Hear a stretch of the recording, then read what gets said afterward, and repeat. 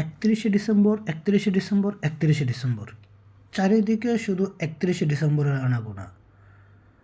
ফেসবুকে ঢুকলেই শুধু 31শে ডিসেম্বর আনাগোনা, শুধু 31শে ডিসেম্বর। কি হতে যাচ্ছে সেই 31শে ডিসেম্বর? কি আসলে হতে যাচ্ছে? কি সেদিন কি হতে যাচ্ছে? কি নতুন বিপ্লব ঘটবে? নতুন কিছুর অভ্যুত্থান হবে? নতুন হবে? কি হবে? কি জানতে হবে? কি চলতেছে বা কি চলবে? কি হবে সেদিন জানতে হলে অপেক্ষা করতে হবে 31 ডিসেম্বর পর্যন্ত।